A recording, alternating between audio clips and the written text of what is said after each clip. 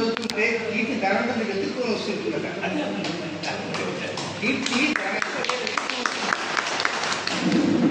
ఆ పాయింట్ని ఉండేటట్టుగా ఈ ప్రసంగంలో జీవనలో తనకు ఉదాహరణ యాడ్ చేసుకుంటారు. ఇప్పుడు మనకు పెద్దగాని వారు మాట్లాడతారు. ఏమో దొరకటం లేదు కాబట్టి మాకు దీన్ని వదిలిపెట్టడానికి కావాల్సిన విధానం మా దగ్గర లేదు కాబట్టి ముహూర్తాలు వగేరాలు మీరు కనుక సూచించడం ఏదైతే ఉంటుందో దాని ప్రకారం మేము వెళ్తాము. కాబట్టి దీంట్లో కరెక్షన్స్ ఎట్లా ఉన్నాయి వాటిని చెప్పండి అని చెప్పి రావడం అనేటువంటిది చాలా ఉదాహరణ విషయం. అది ఒక అద్భుతమైన విజయం మనకి. కాబట్టి ఇది దృష్టి పెట్టుకోండి. వాళ్ళ పేర్లు మాత్రం అడగద్దు. కాబట్టి చాలామంది పూర్వపద్ధతి సిద్ధాంతకర్తలందరూ కూడా నా దగ్గరికి వస్తూ ఉంటారు. వచ్చి ముహూర్త విషయం గురించి వాళ్ళు అడుగుతుంటారు. వాటిని అన్నింటినీ సవివరంగా అందరికీ చెప్తూనే ఉంటారు.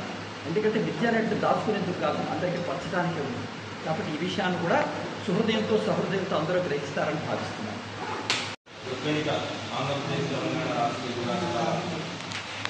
పంచాంగకర్తలు అందరికీ కూడా ఇచ్చేసినటువంటి కథలందరికీ కూడా మరోసారి నా యొక్క హృదయపూర్వక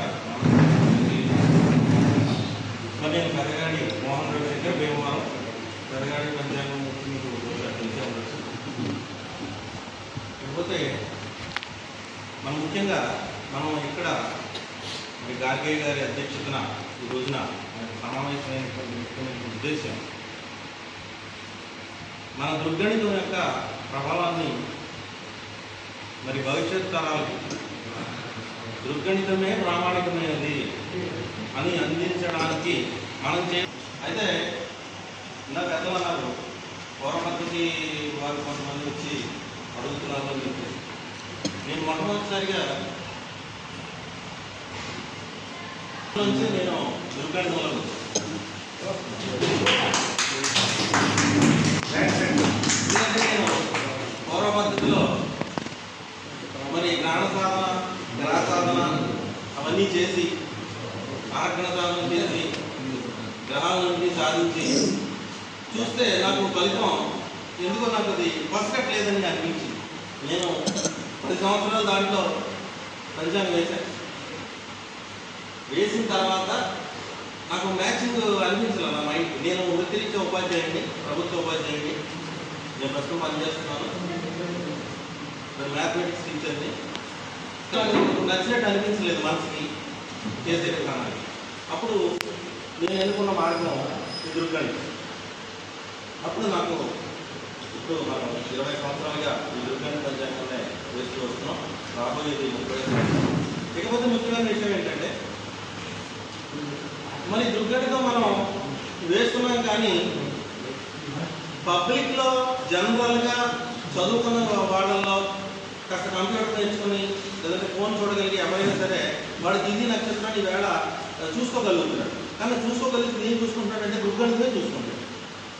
కానీ అక్కడి నుంచి వెళ్ళి ఏదో ముహూర్తం కోసం ఎక్కడికో వెళ్ళేసరికి మాత్రం అక్కడ మళ్ళీ పూర్వపద్ధతి పంచాంగంతో ముహూర్త నిర్ణయమో పూర్వపద్ధతి పంచాంగంతో తిథి నిర్ణయమో చేసుకోవాల్సి వస్తుంది.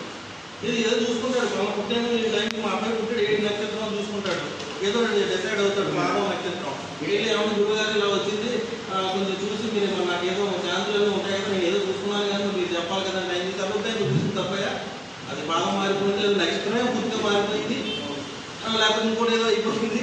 కానీ అది కాదంటే లేదండి అది తీసేవా, అది పనికిరాదు, అది కంప్యూటర్లో తిని ఫోన్లో నీకు ఎలా ప్రామాణికంలో అది ఇంకా చెప్పి ఏదో మొత్తం మీద చేయడంతో పబ్లిక్లో ఉంది కానీ దుర్గణితం నిజానికి మన టీవీలు పెట్టండి, ఏ టీవీ పెట్టినా దుర్గణితమే. రోజు పంచాంగం రోజు ప్రతి దిన పంచాంగాలు అన్నీ కూడా అవే వస్తాయి. ఏ కంప్యూటర్లోకి వెళ్ళి కొట్టుకున్నా అవే వస్తాయి. ఇప్పుడు ఈ సాఫ్ట్వేర్ ఇంజనీర్లు అమెరికా వాళ్ళు ఇక్కడ ఉన్న వాళ్ళు అందరూ కూడా ఈ సాఫ్ట్వేర్ అందరూ ఈ పంచాంగం మనదే వాడతారు. కానీ ఎక్కడ సిద్ధాంతం దగ్గరికి వెళ్ళేసరికి మాత్రం మన పంచాంగాన్ని ఉన్నా కూడా పక్కన పెట్టి వేరే పూర్వపద్ధతి పంచాంగం ద్వారా మాత్రమే నిర్ణయాలు చేస్తారు. దానికి ముఖ్యమైన కారణం ఏంటంటే నేను అనుకోవడం ముహూర్తాలే, పురోహితులే ముహూర్తాలే కారణం. ఆ ముహూర్త భాగాన్ని సంస్కరించవలసినటువంటి పంచాంగకర్తలే తక్కువ ముహూర్తాలు. ఎంత భూత అంటే నా పంచాంగం మీరు చూసాను రోజు తెలియదు కానీ నేను ఖచ్చితంగా రాస్తాను ఈ ముహూర్తానికి ఈ దోషం ఉంది అని. నేను ఒక 10% కూడా ఎక్స్క్యూజ్ చేయను. కష్టజంగ దోషం అంటే కష్టజంగ దోషం, కుజాస్త్రం అంటే కుజాస్త్రం, గురుక్షేత్రం అంటే పనికి రాదని రాస్తా. దాని డిబేట్ కూడా జరుగుతూ ఉంటాయి, నాకు ఫోన్లు వస్తూ ఉంటాయి.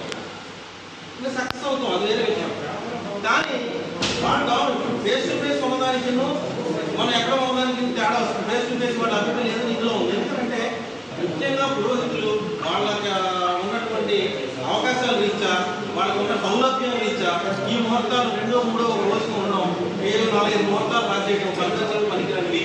అవి వాళ్ళ సౌలభ్యం కోసమే మన దృష్టిని పక్కన పెట్టారు తప్ప వాళ్ళకి తెలుసు. రామకృష్ణ గారు వచ్చి వారి యొక్క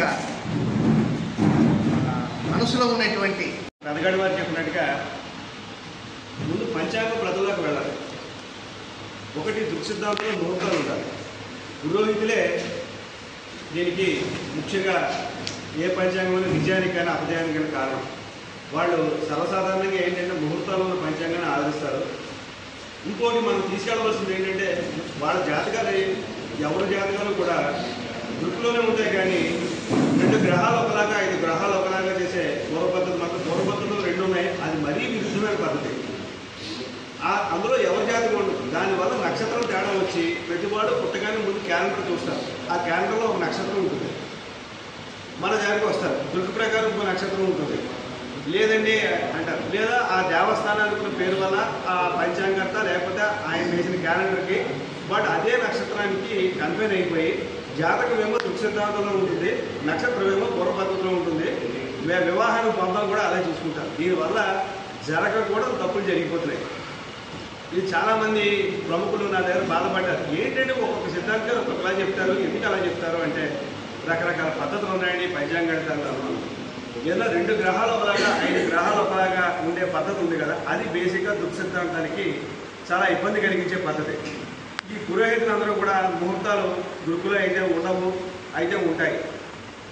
మనం రాసిన పంచాంగాలు ఎలాగో పెద్దగా వెళ్ళవు.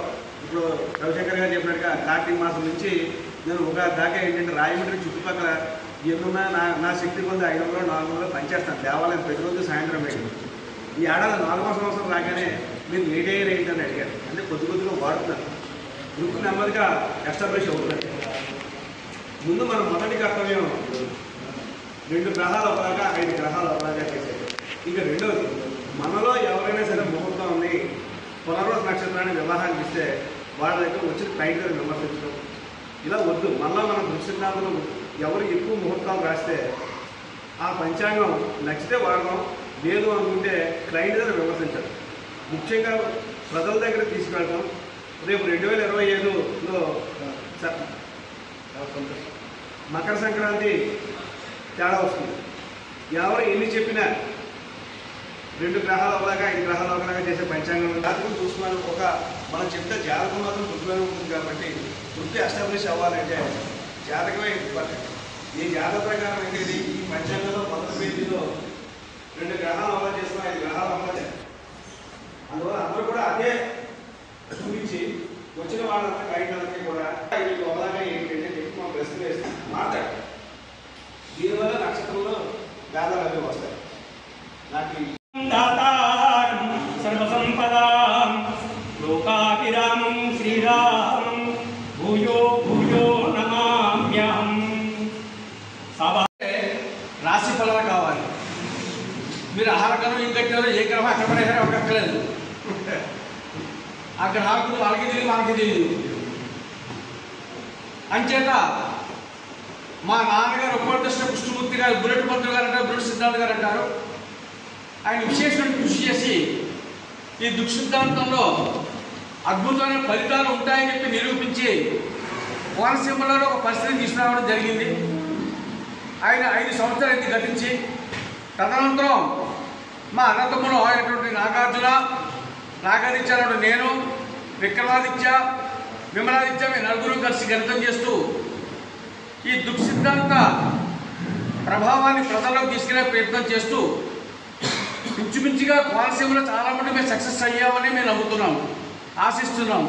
ప్రజలు చెప్తున్నారు మాకు, సకాలంగా చెప్తున్నాను. ఒక మా పంచాంగంలో మాత్రమే మెడికల్ అస్ట్రాలజీ ఉంటుంది. పలానా రోగాలు వస్తాయి, పలానా బ్రాంచ్ డాక్టర్లు సంపాదించవలసి ఉంటుంది. అవన్నీ కూడా జరుగుతున్నాయి.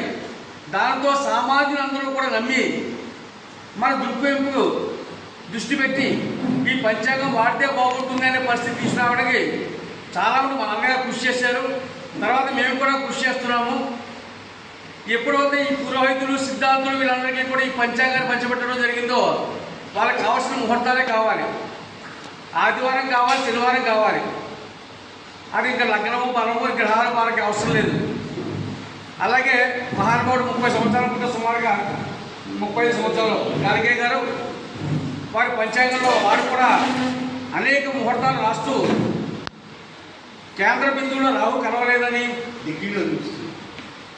అలాగే అన్నీ కూడా పాప అయినా ముహూర్తాలు ఎక్కువ రాస్తున్నారు. కాకపోతే అది పురోహితుల చేతుల్లోకి వెళ్ళాల్సింది ఏంటంటే పురోహితుల చేతుల్లో ఉంది అంటాను. అలాగే సిద్ధాంతుల చేతుల్లో ఉంది, ముహూర్తాలు నిర్ణయించి ముహూర్త నిర్ణేతల చేతుల్లో ఉంది. వాళ్ళకి అనుకూలంగా సెలవు రోజుల్లోనూ వాళ్ళకి అనుకూలమైన దినంలోనూ ముహూర్తం పెట్టేవాడే గొప్పవాడు, వాడే సిద్ధాంతి. ప్రజలకు కావాల్సింది ఇప్పుడు అంతే. ఏ ఒక్కరు మీరు ఏ రకంగా కట్టారో, ఎన్ని నెలలు కష్టపడ్డారో ఏమీ అవసరం లేదు. అలాగే గతంలో కూడా నిర్ణయించారు అంటే బాధను చెప్పారు కనుక గార్గే గారు నేను కూడా బాధను కక్కేస్తున్నాను. ఒక తప్పని కూడా క్షమించండి. గతంలో కూడా మీటింగ్ పెట్టి ముందుగా మన పంచాంగం ప్రజలకు వెళ్ళిపోవాలి, ముందుగా మన పంచాంగం నింపాలని చెప్పి అన్నారు. కొంతమంది వస్తున్నారు. కాకపోతే అప్పుడే నిర్ణయించారు క్యాలెండర్, ప్రతి వాళ్ళ ఇంట్లోనూ కూడా క్యాలెండర్ ఉంటుంది. ఆ క్యాలెండర్ పెళ్ళగొట్టగానే ముందు క్యాలెండర్ చూసేస్తున్నప్పుడు వేరే విజ్ఞానంతో అయిపోయిన పూర్వం పురోహితుడి దగ్గరకో సిద్ధాంత దగ్గరకో వెళ్ళి అడిగేవారు. ఇప్పుడు అడగట్లేదు, వాళ్ళే తిరిగేస్తున్నారు. అలాగే సెల్లో చూసేస్తున్నారు. కాకపోతే పెద్దగడి వారు చెప్పినట్టుగాను ఆ సెల్లోనూ కంప్యూటర్లో తప్పాయి. అదెవరు చెప్పారు నీకు? మా నాన్న వాడాడు, మా తాత వాడాడు, ఈ పంచంగా కరెక్టు, ఇదిగో చూడు ఇదిగో అని చెప్పి వీళ్ళు వాళ్ళందరినీ కూడా మార్పు చెందేట్టుగా వాళ్ళని ఆకర్షిస్తూ వాళ్ళు ముందుకెళ్తున్నారు. అంచేత నా ఉద్దేశంలో పంచాంగం నింపేస్తున్న పంచాంగకర్తలకు ముందుగా వస్తున్న వాళ్ళకి ఫ్రీగా క్యాలెండర్ ఇచ్చేయండి. విజయవాడ ఏదో ఒకటే కనుక సరిపోదు. ఒక శ్రీనివాస్ గారికి ఒక్కళ్ళే కొట్టుకుంటే ఏమవుతుంది? కనుక అంటే అందరూ పడుతున్నారు. రౌండ్గా ఉంటే అందరూ మళ్ళీ వేస్తాం సార్. ఇప్పుడు మీరు అందరూ వాయిస్ అయిపోయాక మళ్ళీ అందరికీ తెస్తాం సార్. అందరికంటే టైం అయిపోతుంది. అదే తీసేస్తాం అంతే. నువ్వు రెడీ అంటే కంటికి ప్రత్యక్షంగా చూపబడేటువంటి గణితం ఇది. ఇంత విడమని చదువు చెప్పాలంటే ఛానల్లో ఇళ్లలో కూర్చొని చూస్తుంటారు కనుక శాస్త్రీయమైన మాటలు చెప్తే వాళ్ళకి అర్థం కావు. కనుక ఈ దృక్పంచాంగము పూర్వగణిత పంచాంగం పక్కన పెట్టి పండగ సంక్రాంతి ఈరోజు చేసుకోవాలా రేపు చేసుకోవాలంటే ఒక పంచం ఈరోజు ఉంటుంది, మరొక పంచం రేపు ఉంటుంది, కొట్టుకొని వస్తున్నారు. కనుక ఈరోజు పండగ ఖచ్చితంగా రూల్ చేసేటువంటి పంచాంగం రాసేటువంటి గ్రూప్ మేమంతా. దీన్నే దృక్ సిద్ధాంత గ్రూప్ అంటారు. 2026వ సంవత్సరంలో సంక్రాంతి పండుగ తేడా వస్తుంది. మేము చెప్పనక్కర్లా, సైన్స్ చెబుతుంది. ఆ సైన్స్ ఏదైతే చెబుతుందో ఆ చెప్పేటువంటి పంచాంగమే మాది. కనుక ఇది ప్రజల్లోకి తీసుకుపోవటానికి కోసమే మా తాపత్రయం పోతున్నాము. కనుక అందరూ కూడా ఈ ఛానల్ ద్వారా వచ్చేటువంటి న్యూస్ విన్నవారంతా కూడా 2026వ సంవత్సరంలో సంక్రాంతి పండుగ జనవరి 14వ తేదీ, భోగి పండుగ 13వ తేదీ. 13 భోగి, 14 సంక్రాంతి. ఇది గుర్తుపెట్టుకోండి. కనుక ఎక్కడైనా మీరు క్యాలెండర్ కొనాలన్నా దృక్ పంచాంగంతో ఉండేది, దృగ్గణితంతో ఉండేది అనే క్యాలెండర్ మాత్రం కొనుక్కోండి. ఈ పూర్వగణిత పంచాంగం, దేవస్థాన పంచాంగాలను కొనుక్కొని దేవస్థాన పంచాంగం చూసి వాటికి ముహూర్తాలు పెట్టుకొని విడాకులు మాత్రం తెచ్చుకోవద్దని నేను మనవి చేస్తున్నాను. కనుక విడాకులు ఎక్కువ ఎందుకు అవుతున్నాయంటే పూర్వగణిత పంచాంగాలు చూసి విడాకులు అవుతున్నాయి. శాస్త్రీయమైంది, ప్రామాణికమైంది, కంటికి ప్రత్యక్షంగా కనబడేటువంటి గణితమే ఈ దృక్ సిద్ధాంతము. ఈ దృక్ సిద్ధాంతం మేధావులు మేము ఒక్కటే కాదు, చాలామంది ఉన్నారు, ఇంకా రాలేదు. కనుక వారందరి సిద్ధాంతాన్ని ప్రజల్లోకి తీసుకుపోవాలని తప్పడంతో పెట్టినట్టు మీటింగ్. స్వస్తి. కూర్చోండి సార్.